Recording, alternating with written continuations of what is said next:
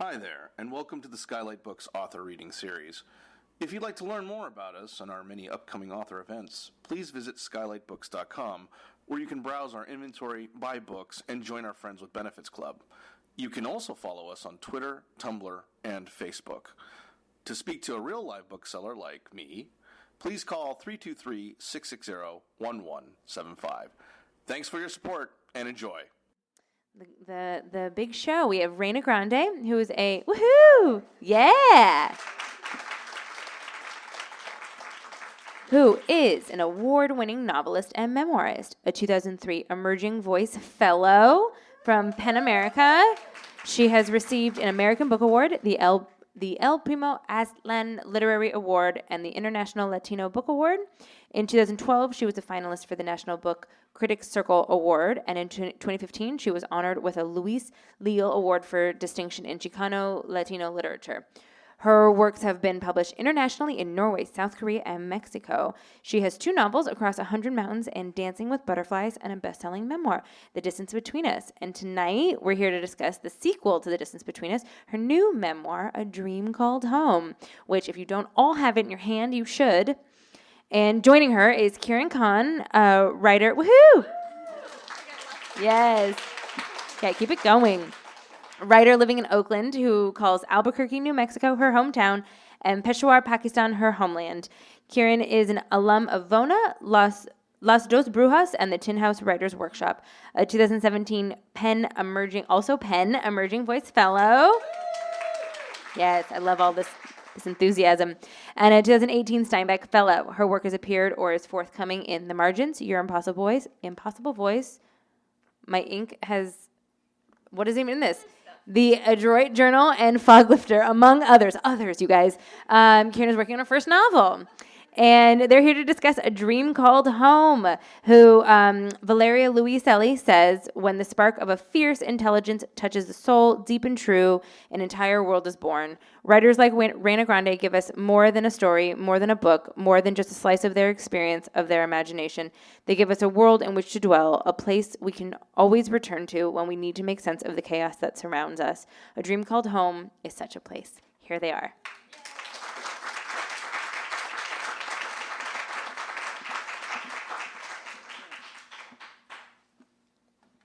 Buenas noches. Getting into the chairs. Yep. So good. All right. Thank you. Welcome, everyone. Thank you so much for being here today. Kirin, thank you for being here. Of course, thank you for having me, Skylight. Thank you. And of course, the PEN Emerging Voices Fellowship and PEN America. Thanks for having us.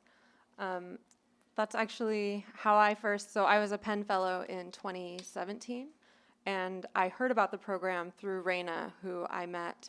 She was my very first writing mentor, and I met her at a regional VONA Voices workshop. So VONA is a writer's workshop for people of color, and the regional one was like a very, I think it's 3 days, it's truncated, and in the course of that time, Reyna was very open and just like, you can ask me anything, like, I'll tell you the truth about the writing world.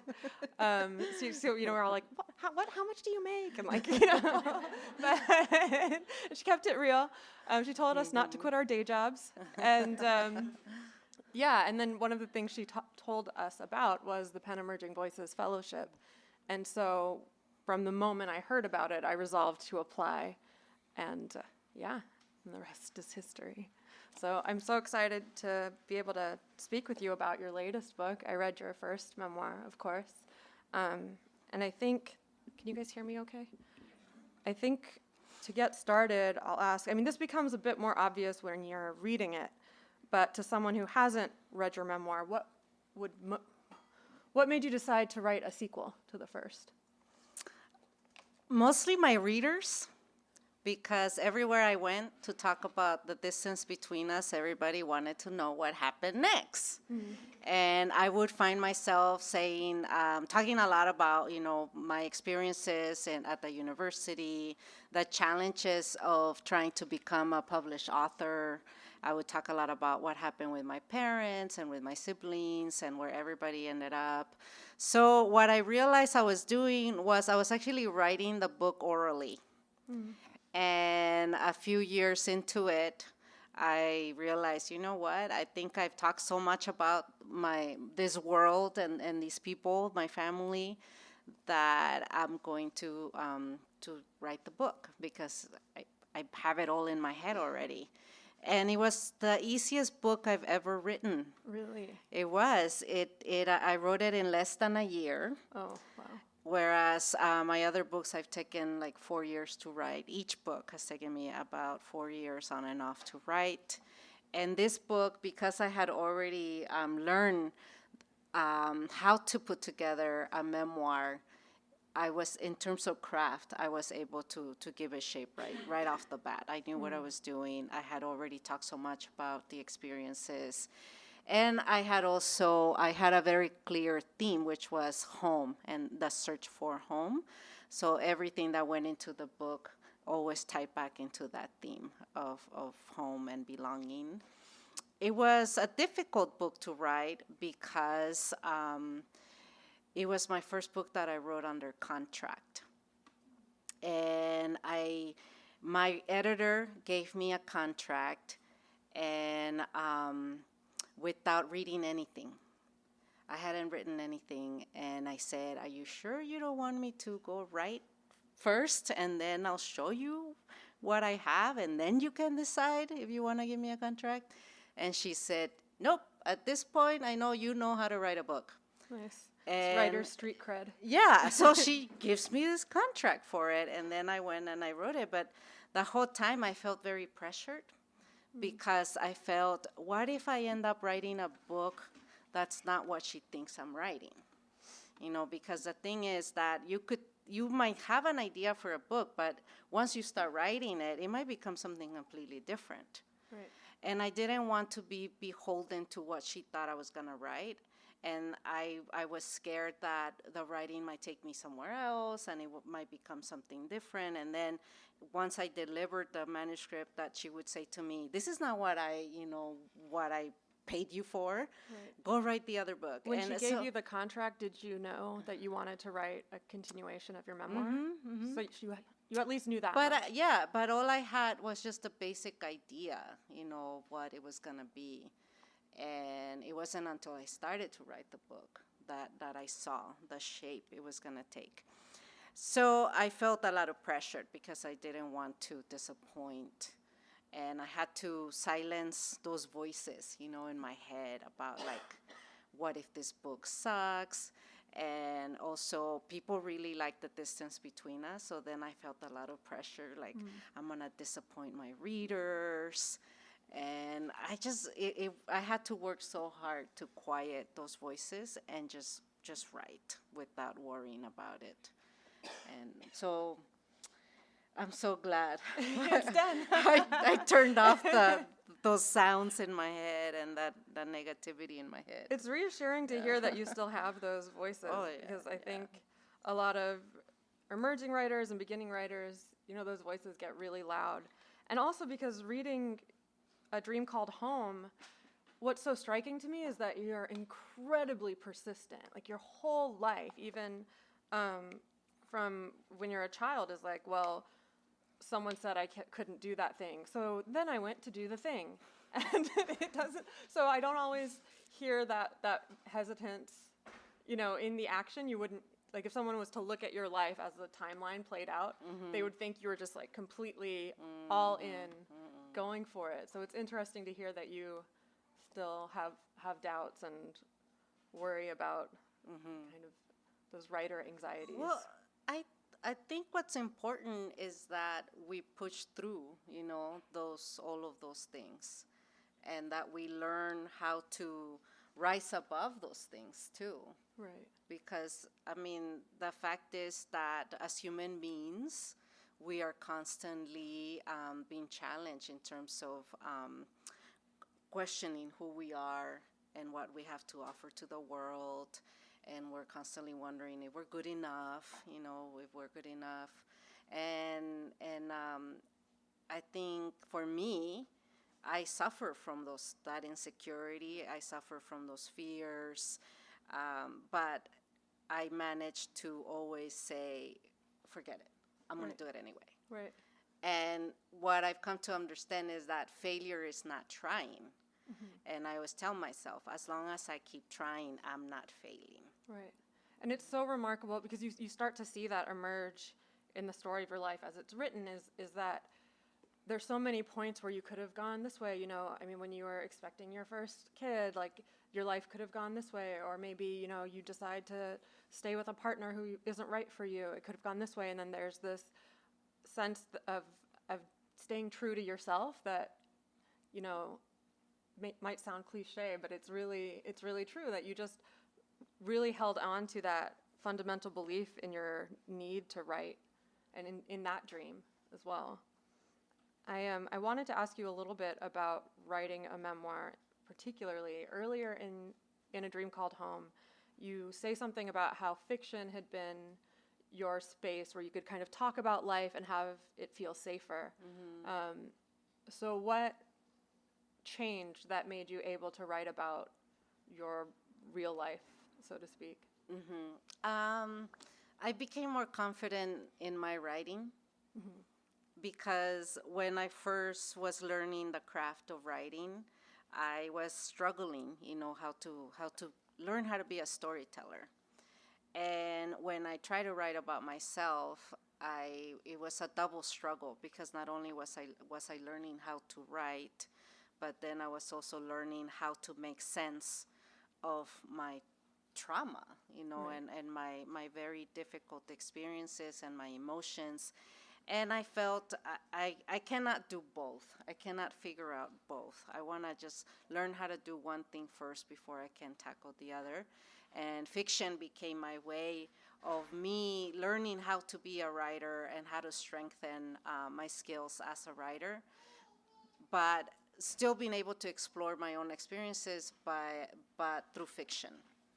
And it allowed me to create characters that would stand in for me.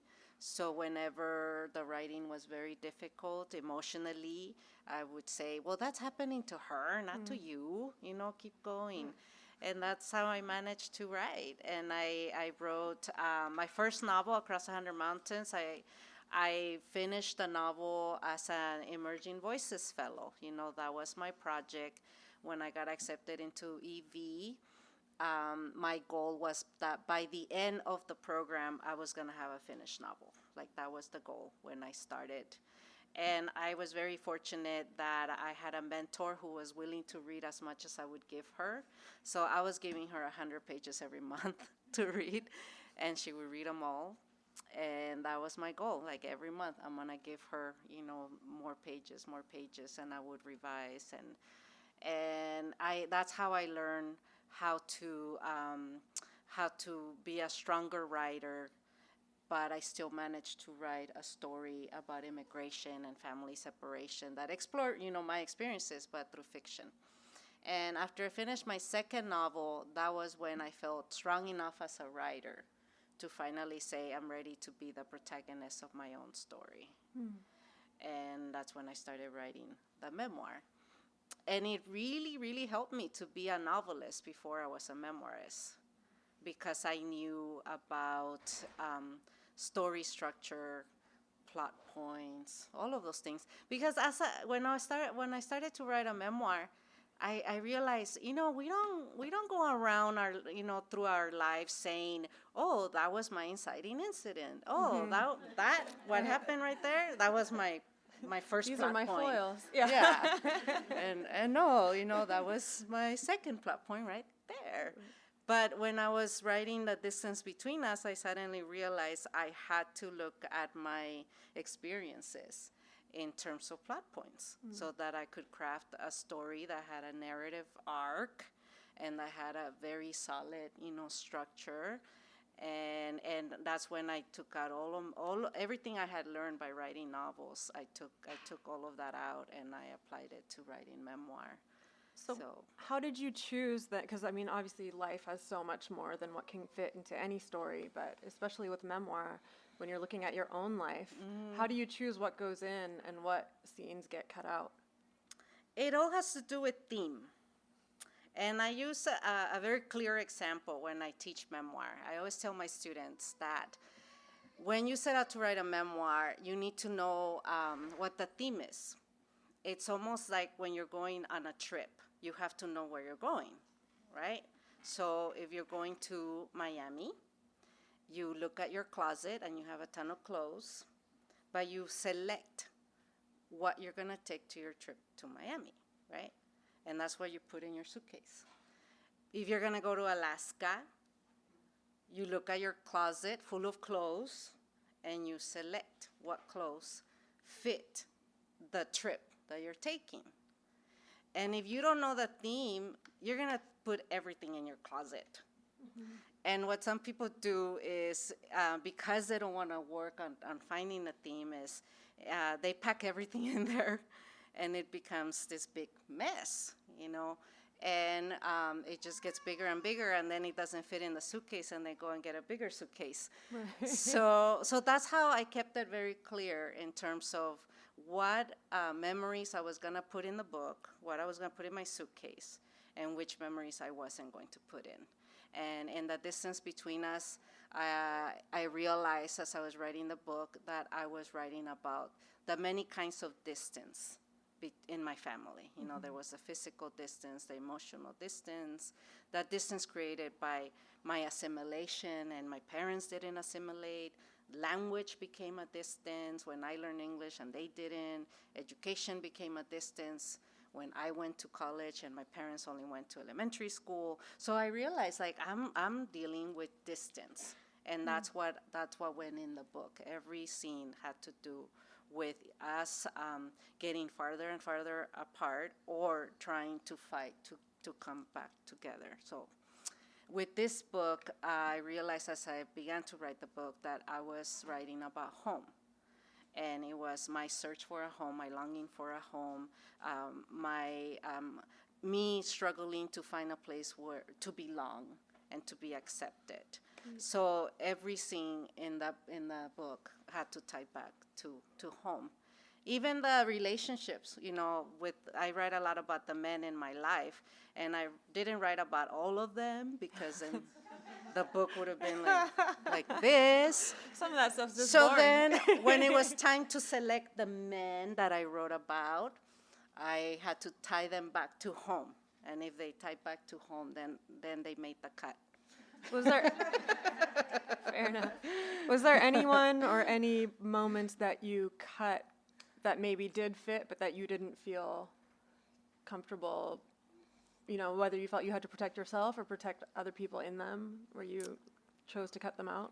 There were a few things that I felt I couldn't include, and some of them, you know, it was mostly I was trying not to write too much about my siblings, mm-hmm.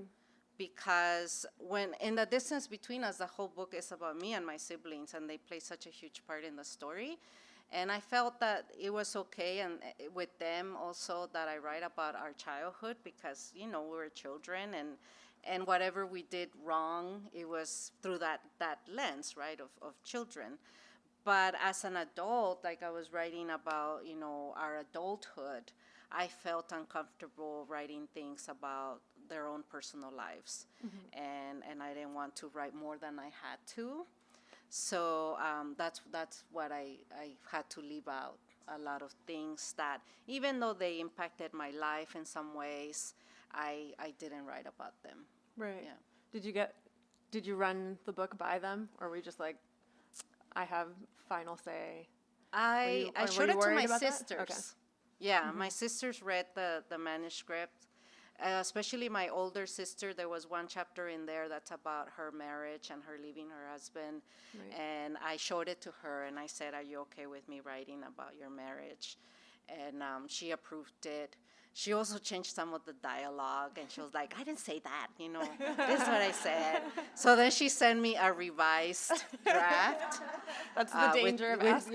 With new dialogue. And I was okay, you know, like I kind of like compared it to my own memories, and I was like, okay, you know, that's the way she remembers things. And so I try to be very respectful.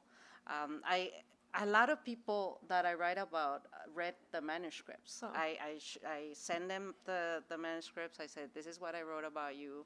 Tell me how you feel. And then the ones that I didn't really care how they felt, I didn't show them the manuscript, but I did change their names. Yeah, I changed their names just to That's strategic. kind of, yeah. Because I know people who are writing memoir, even just like short pieces, even essays about themselves and their lives. This is something that becomes a big deal to them. It's Yeah.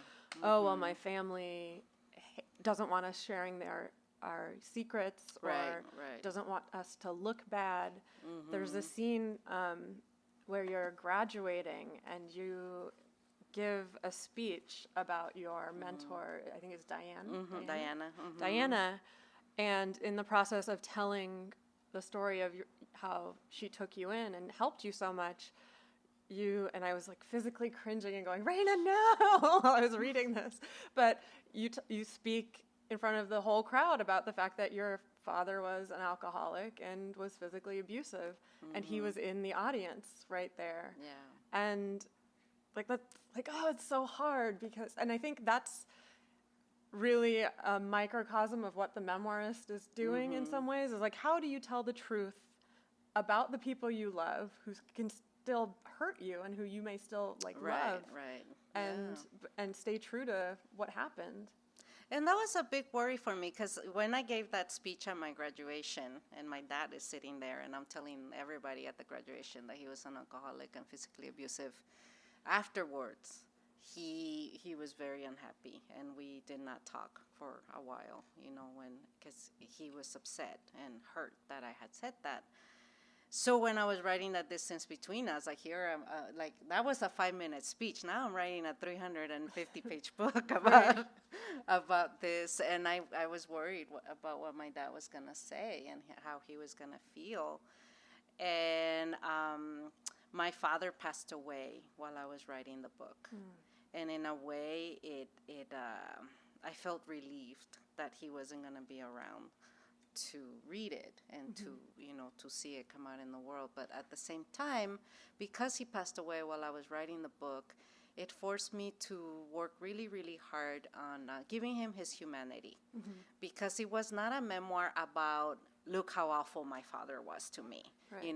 It was a memoir about trying to understand who he was and why he behaved that way. And writing about him really helped me to understand my father and to forgive my father for the way he was.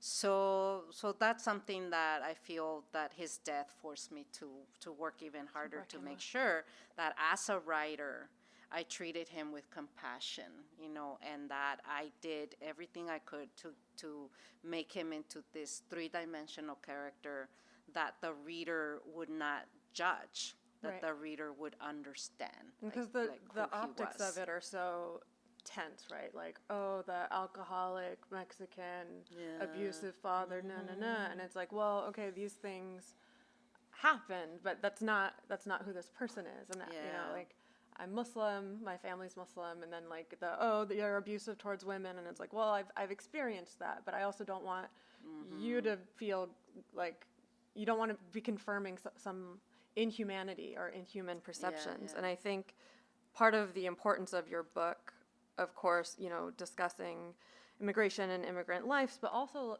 like just humanizing people who don't get humanized very often. Right. And somebody asked me a question one time at a panel about, they said, were you worried about writing a stereotypical Mexican father? Right? Was that a worry for you? And I said, when my father was drinking and he was beating me up, he was not worried about being a stereotype. So why should I, right? Yeah, absolutely. Yeah. And at the same time, you don't write a stereotypical Mexican father. Like, those are, their conditions, or you manage to capture his humanity still, very much so. Yeah. I was hoping you would read a bit from your work, specifically as it pertains to your father, because I think this is a really important moment. yeah, with this book, it gave me a chance to further explore my relationship with my dad even more. And one of the things that happened during this time period that I'm writing about in my 20s is that I became a mother. And when that happened, my perspective began to shift in terms of how I saw my father and how I saw our immigrant experience also began to shift because of me becoming a mother myself. So I'm going to read an excerpt of when I'm a new mom, my baby's 3 months old, and my father comes to build me a fence because I have bought a house in a very very dangerous neighborhood, and I was a single mother, and my father was worried about me, so he came to build me a fence. Okay. True to his word, he showed up the next 2 Sundays and spent the whole day putting up a wooden fence that encircled the property.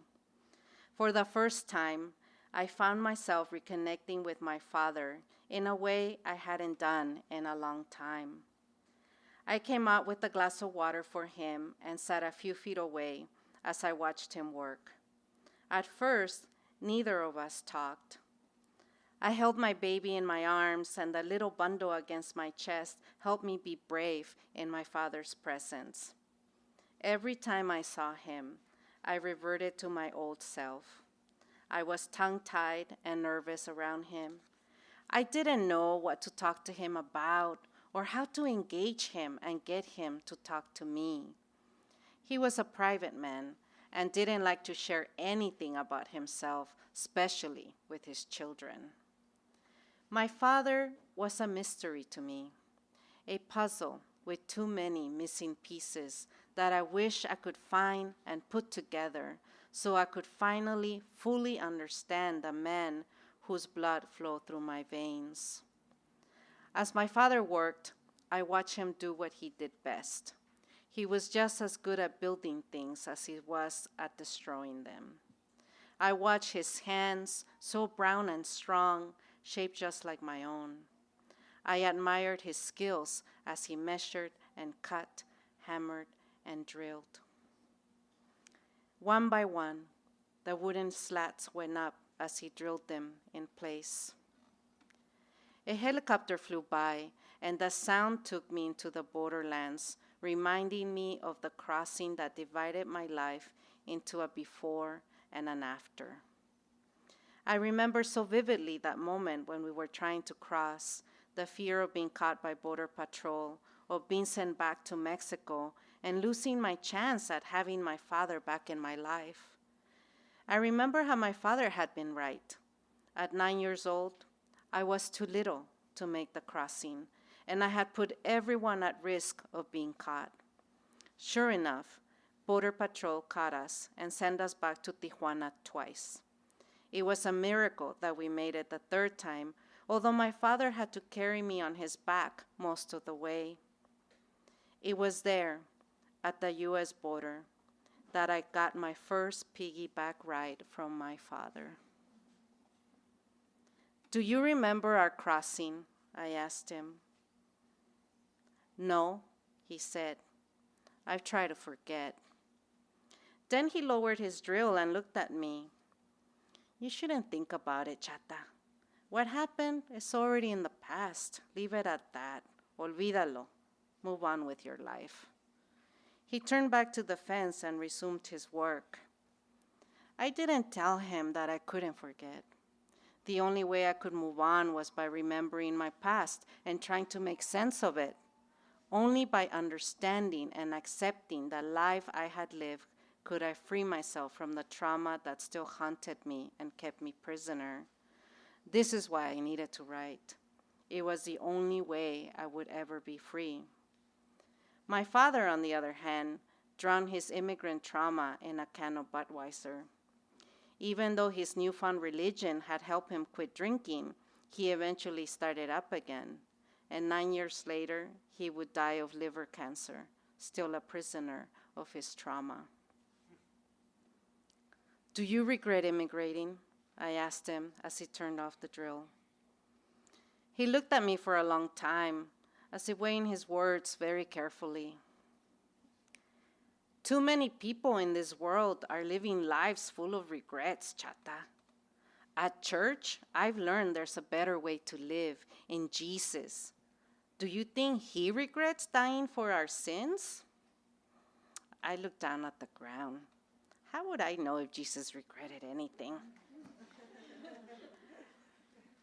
My father continued, Jesus died to save you, Chata, and he would die again for you if he had to, just like I would immigrate again for you if I had to. He looked at my baby and said, you're a mother. Maybe now you'll understand. He turned back to his drilling and didn't look at me again.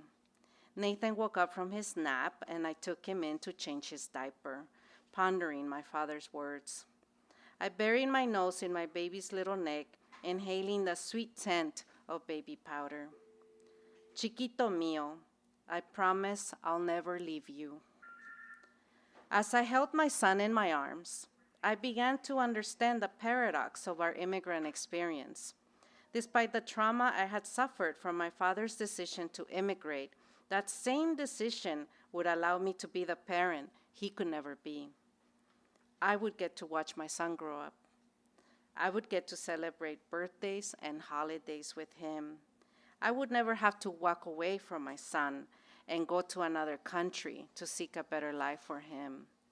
I would get to spare my child the misery of being a border crosser. When my father was finished with the fence and left, I went out back to run my hands along its surface, admiring his work, the wooden slats as hard and rough as his hands. My father believed in the gift Jesus had given us. I believed in the gift my father had given me, this fence, and the time I got to spend with him while he built it. But as I stood there with my baby in my arms, I realized there was another thing he had given me. My father's greatest gift to me was that I would get to be the parent who stays. Thank you.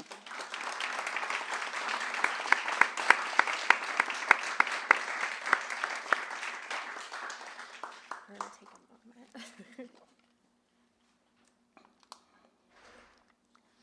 I think that that scene, of course, is very moving, even if you haven't read her books. And that question that you ask of, did you regret immigrating? And I'm not an immigrant, but I'm a child of immigrants. And I think every child of immigrants wonders if their parents regret, because you grow up hearing the sacrifice, and a lot of times you see it very directly, what your parents are giving up for you and how much it hurts them. And so in asking if they regret it, you're also asking if you were worth it.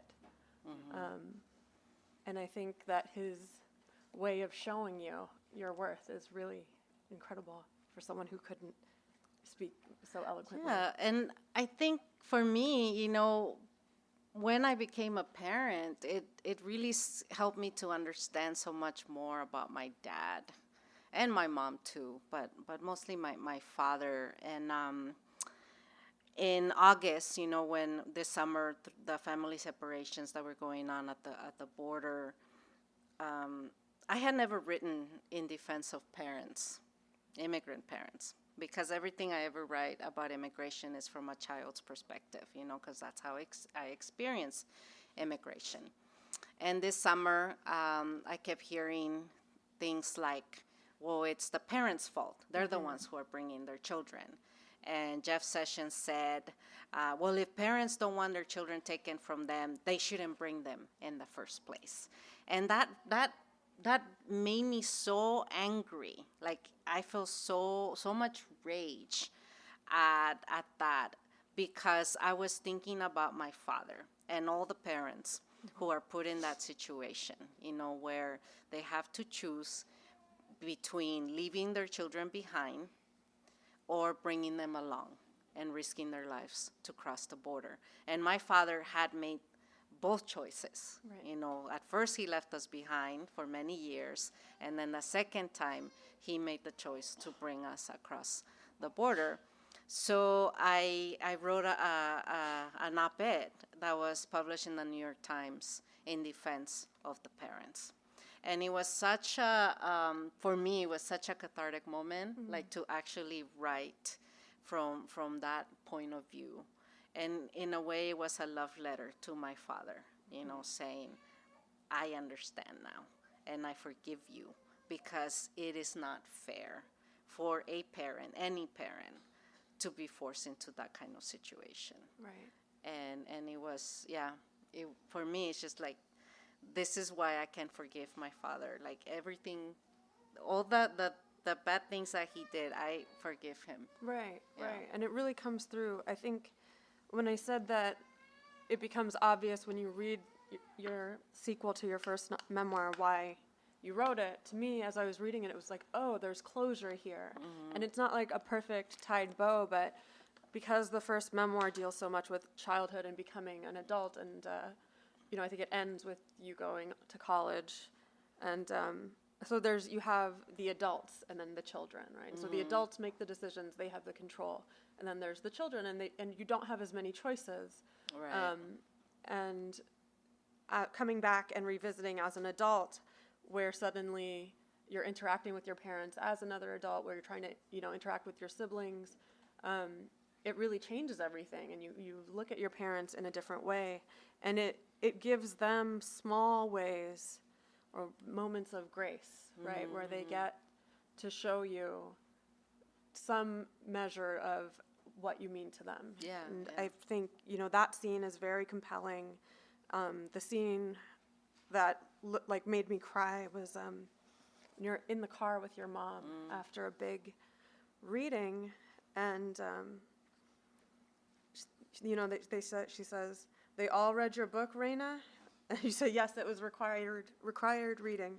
And she keeps talking about all the books that you had just signed, and then you say this, "I wish she would tell me she was proud of me, but neither she nor my father had ever said that to me, just as no one had said it to them," which, I mean, is so universal, I think, of something we want from our parents. But then she starts asking you as you're driving, she starts asking you questions just like the students did in the car. So you say you had a Q&A session in Spanish just for her. Reyna, when did you start writing? Why did you want to be a writer? And to have that, you say here, finally, for the first time in my life, my mother sat next to me and, with undivided attention, listened to my story. And even for me, that's so, I think, in part because writing a memoir, you're asking people to bear witness Right. to a lot of pain, and also to these relationships, and it's hard to ask someone to do that. And it's so rare that you get any kind of closure on it as a person, and then as a reader, it's we're the side benefit. And so this is a woman who has chosen men over the kids in multiple occasions, and has really built this sense of abandonment. And so it really does seem like, in the culmination of the two books, this really is the first time, like, you're the only one in the car, and you're the only person that she wants to talk to. And it just felt like this huge moment in the book. Yeah, in and your for life. me, like, it was such a special moment with my mother, because my mother only went to the 6th grade. And here I am with my MFA, right? And my college experience was something I could never share with my mother. And also because she only went to 6th grade and she's had to work most of her life, books were not part of who she was. So even though I was a writer, she never read my work. And so I couldn't find a connection with my mother. And this moment, it was the first time that my book, Across 100 Mountains, was picked for the freshman read at UC Santa Cruz. I brought her with me so that she could help me with my baby while I gave my talk. And the whole talk was in English because it was at the college, and my mother doesn't speak English, so she didn't understand a word I said.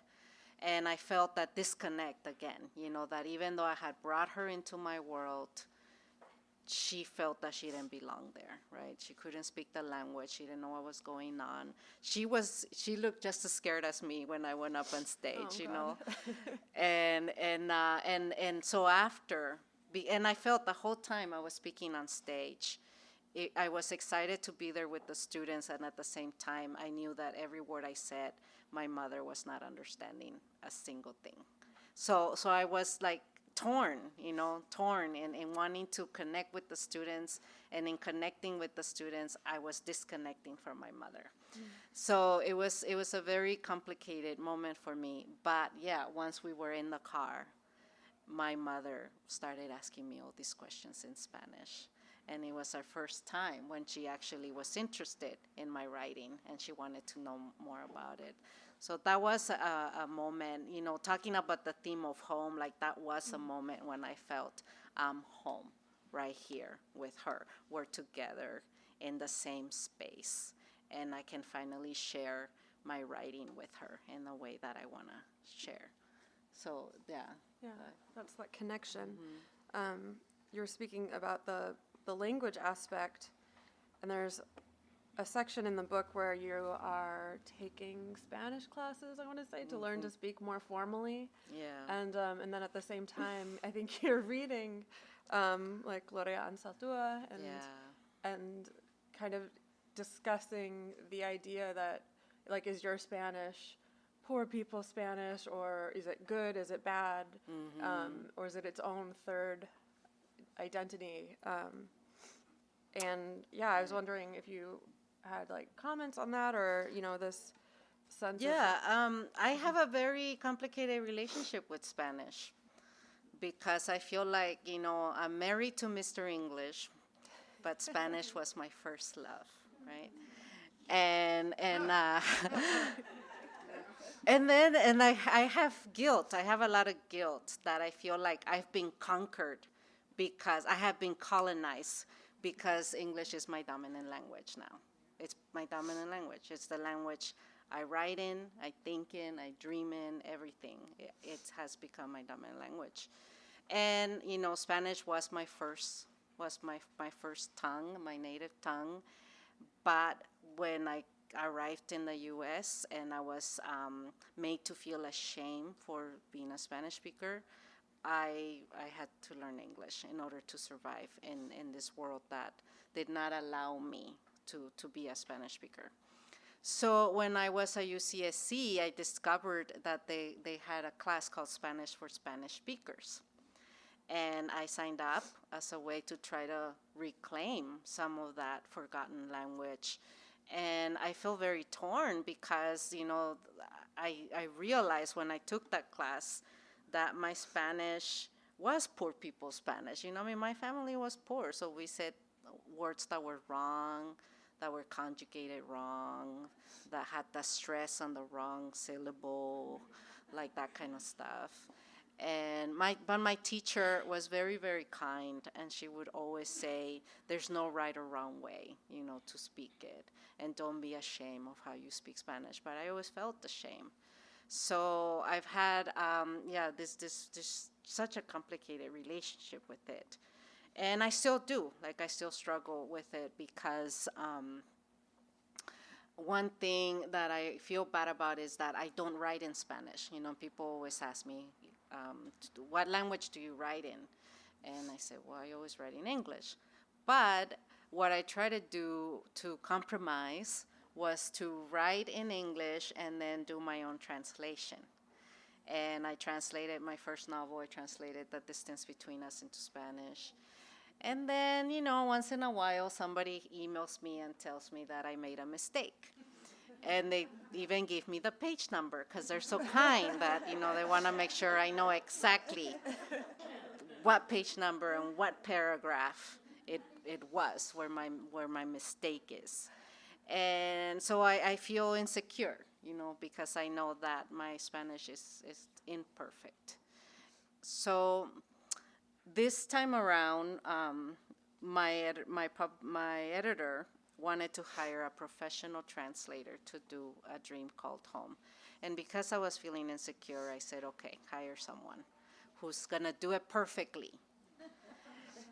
And he did it too freaking perfectly. Because when the translator sent me my book back, I didn't recognize it.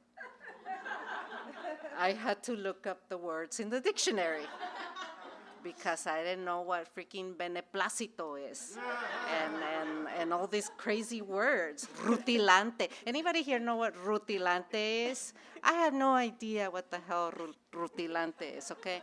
Anyway, so I had shock, like there was this humongous shock where I'm looking at my book and it's not mine, you know? Like it just sounds nothing like me. These fancy words, like I feel like I needed to go get a PhD in Spanish so I could read my work. And I begged my editor to let me redo it. I said, this does not have my voice. Right. It doesn't have my soul. I think the translator was trying to show off his Spanish and how good it is. Right. And it's like, okay, I admire you. Good job, you know, but I'm going to go in and I'm going to make it mine. And that's why the Spanish actually is 4 weeks late, because I had to take 4 weeks to redo it. And I made it my own. And I said, I don't care if tomorrow someone's emailing me and telling me that on page 200 there's a freaking mistake. I'm going to say, oh, well, deal with it.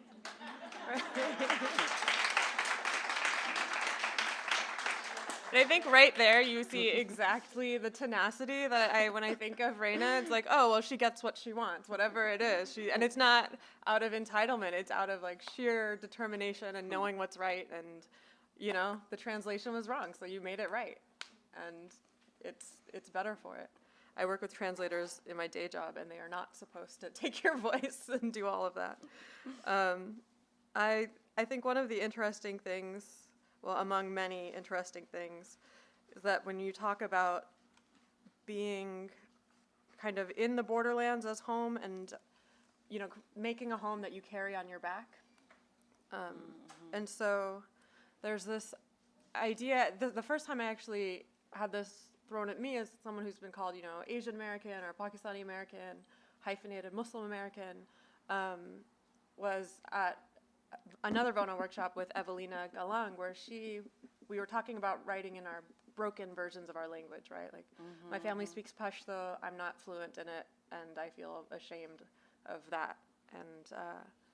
And so we were, you know, multiple people in the cohort were talking about that shame of not speaking the language the way we felt we should in order to be authentic to our heritage.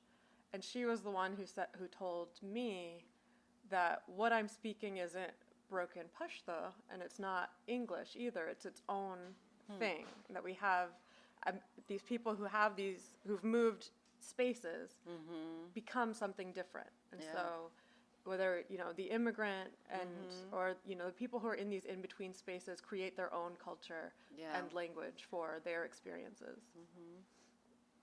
Yeah, and I actually like that in-between space. Like I learned to live in the hyphen between Mexican and American, you know? And I kind of like it in that I feel it gives us a different perspective on both cultures.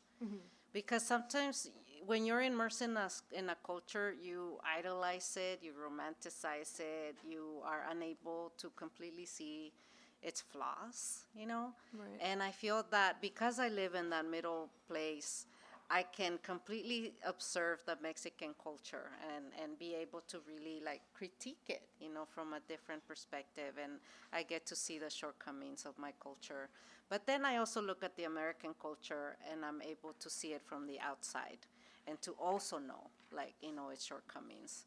And at the same time, I'm able to see what works in either culture and what's working and what's not working. And I get to rotate in and out of both of these cultures. And it's a really wonderful experience to be on the outside and on the inside at the same time. Also, my immigrant experience is something that allows me to be able to connect with all immigrants, regardless of where they come from. You know, not just Latino immigrants, but any immigrant, any displaced people.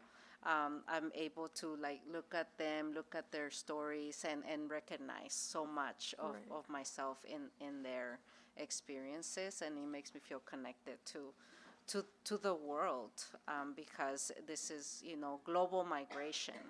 Absolutely. It's what's been happening. So there's some things, positive things that have come out of these experiences that I've had. I think touching on that specifically, connecting to other immigrants, I have this bookmarked too, but you had Jean Wakatsuki Houston was the first professional writer you ever met, and she wrote. Yeah, she she's wrote the 5 book- feet tall like me, so that was really inspiring. Instant connection. Instant connection. Like, She wrote Farewell to Manzanar, Yeah. and so Reyna had read this book about the effects of the bombing of Pearl Harbor on Japanese Americans, and related to the story. And then in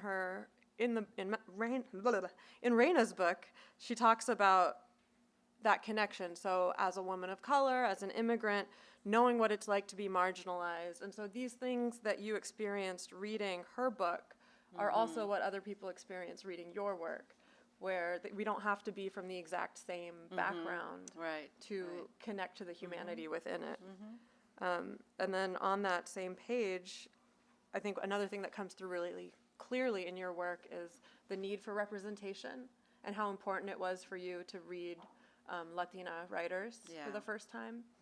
And you asked the question, if I am not in literature, does that mean I don't exist? Yeah, and as a writer, I feel that when I first started writing, it was because I felt that I was gonna have to write my way into existence, and that's what like kept me, wanting to write books where I could see myself and say, yeah, I do exist. I'm here. One thing that I really like about being an Emerging Voices Fellow is that it allowed me to continue to fight for this belief that I had, that immigrants deserve a place in American literature because our experiences are the American experience. So I am so grateful for Evie, for Penn, and what they do. Thank you. Thank you. We have time for questions if people have questions. Oh, wait. Go ahead. When you're writing memoirs, especially like this thing you just said about writing yourself into existence, do you have an audience in mind? Are you trying to be conscious of an audience? Is it faceless? I'm sure everyone's different. What's your experience? Yeah, the first draft that I ever do is me. I'm the audience. I write it for myself. And I do that because I don't want to censor myself. Like, I don't want to think about, well, who's going to read this? So I write it for me. And in doing that, I allow, like, the good, the bad, and the ugly to come out, especially the ugly. It all comes out. Once I start revising, once I start, like, shaping the story, I do start thinking about, who do I want to reach out to with this story, and what's the message that I want them to get from it. And of course, the first reader I think about are readers like me, right? Readers of color who need these kinds of stories and who need to see themselves on the page. But then I also think about the quote unquote, the non-immigrant reader whom I gain some understanding of from what I write about this experience. One surprise that I had, because I always thought, like, I'm writing for immigrants and also non-immigrants to get an understanding. But then there was a surprise after the book came out that children of immigrants would come and talk to me and say, now I understand my father more. Now I understand my mother more, and what they went through. And that was a surprise. I wasn't expecting that. And it made me really happy to help children have a better understanding of their parents and to have a stronger connection to their roots, their immigrant roots. Hi. Go ahead. So, in the book, The Difference Between Us, was your abuela Evila's name actually Evila, or did you just call her that because she was a grandma? Oh, my grandma Evila. That was really her name. Evila, which is the word evil with an A. And when I was writing The Distance Between Us, one of my writing teachers said, maybe you should change her name because it's really like, hitting the reader over the top about how evil she was. And I said, but that's her name. Like, I can change it, that was really her name. So, and I remember when I was in 5th grade and I was learning English, I remember looking at a fairy tale and the word evil was in there. Maybe it was Snow White. And I saw the word evil and I said, that looks like my grandma's name. And I was learning English, so I didn't know what the word meant. So then I went and I looked it up in the dictionary, and I was like, that is my grandmother's name.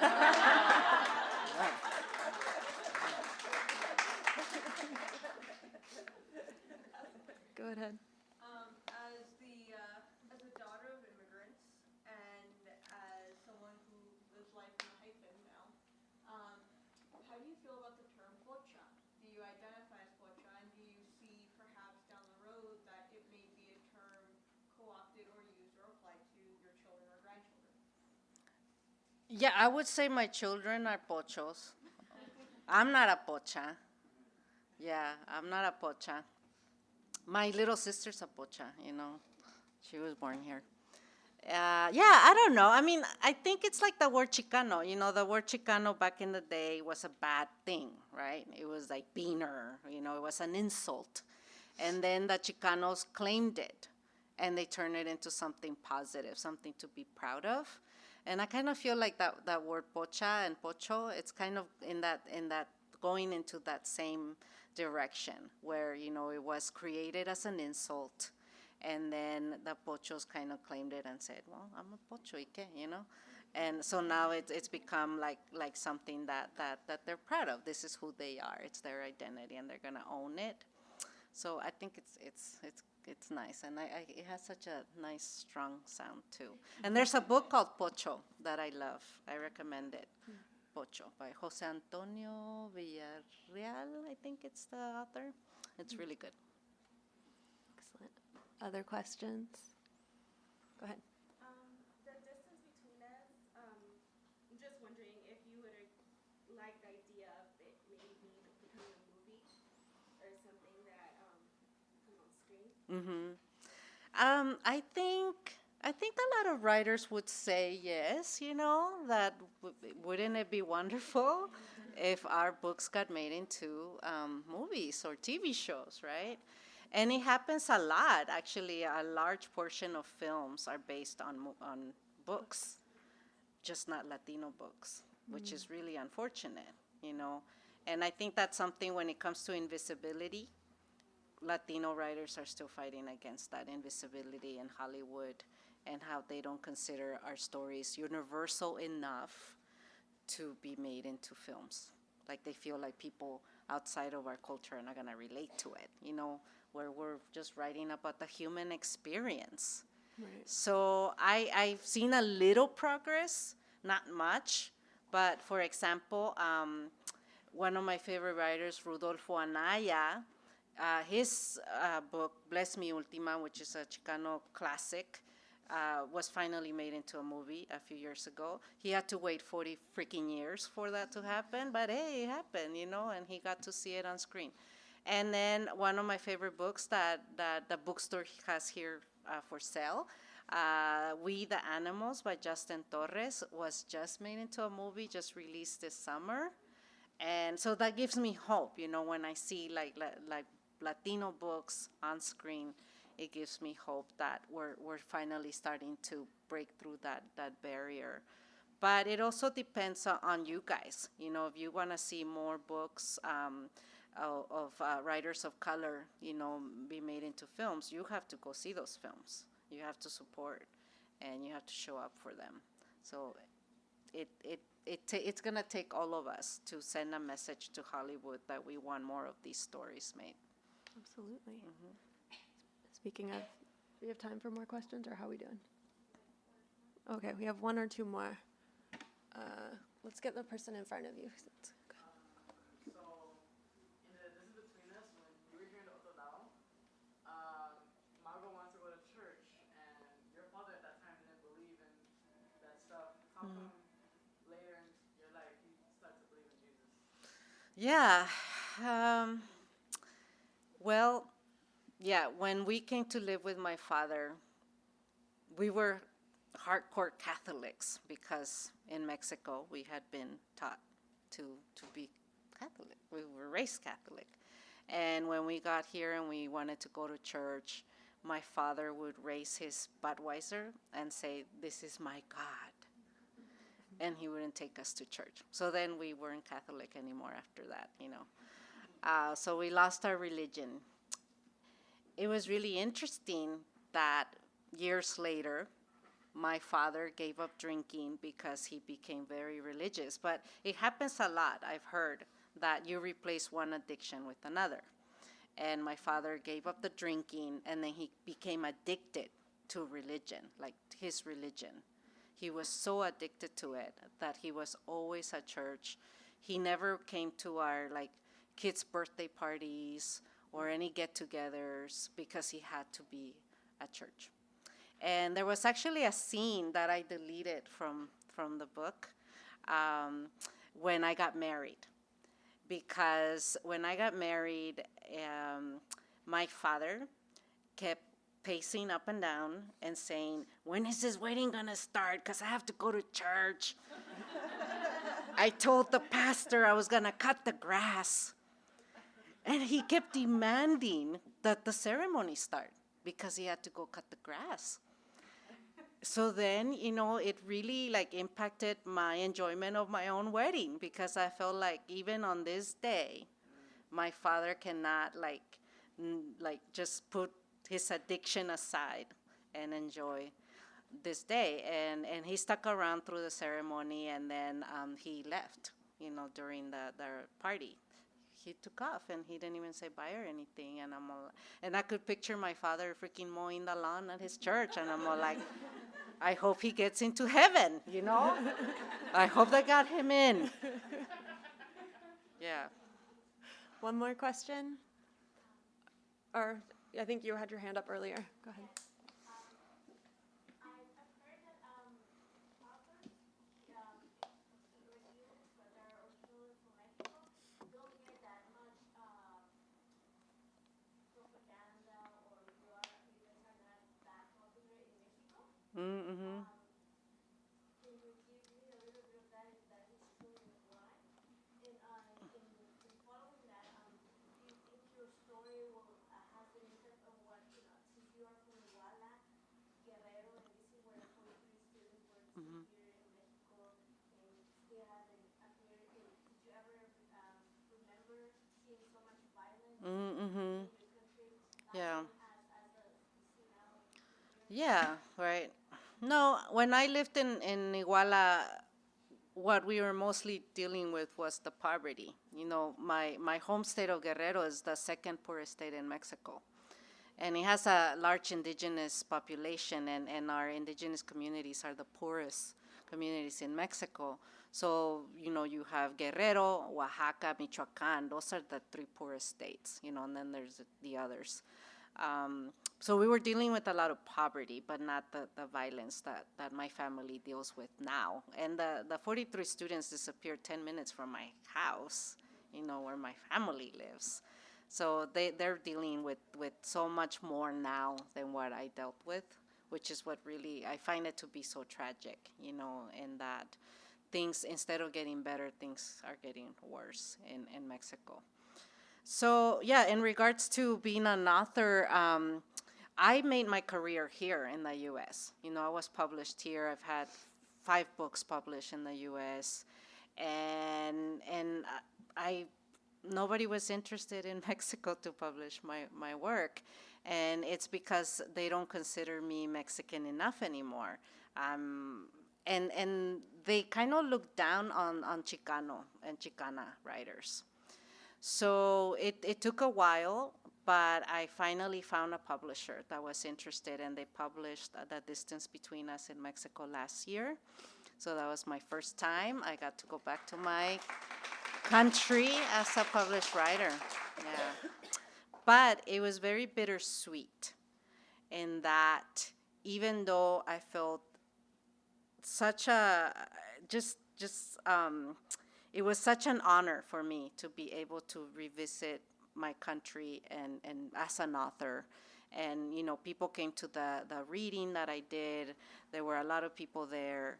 The thing that made it very, very sad is that almost no one in the audience could afford the book. Because in Mexico, people are making the minimum wage, the minimum daily wage that the government set is 80 pesos a day. My book cost 220 pesos. Okay. So that is more than 2 days of wages that people would spend on buying my book. So even though I was there to share the book with them, I really couldn't share the book with them, in that way.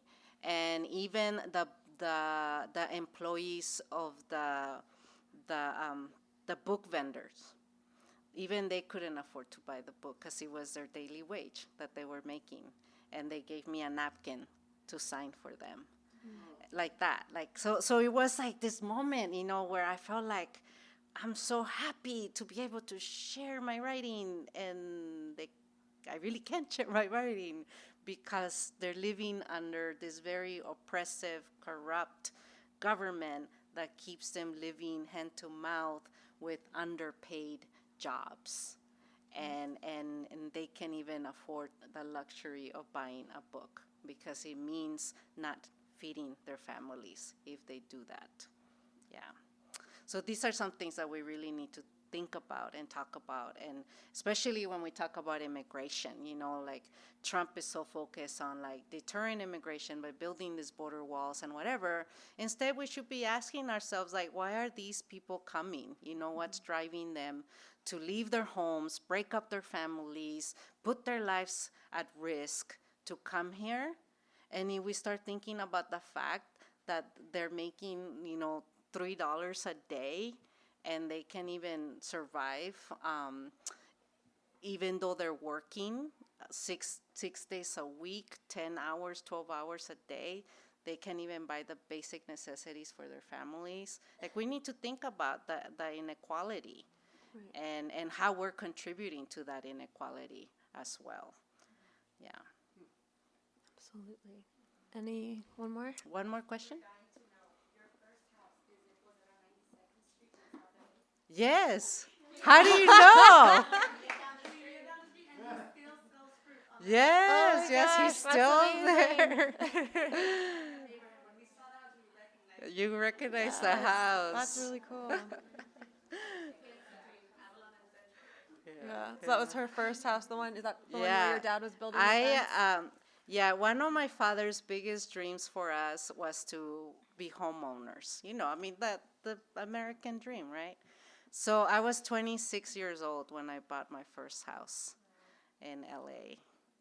And it was one of those moments when I felt that thanks to my father, who had always talked about all these dreams that he had for us, that was another dream that I checked off, when I bought my first house in LA. So. Yeah, it's cool. You have to take a picture together for sure. Yeah. It was a very, very ugly house. It was a fixer-upper. It was an extreme fixer-upper with capital letters. And I she said, had a baby, right? Yeah, but what I said was, this is the equivalent of a first draft. And every writer knows that the first draft is always shitty. Right.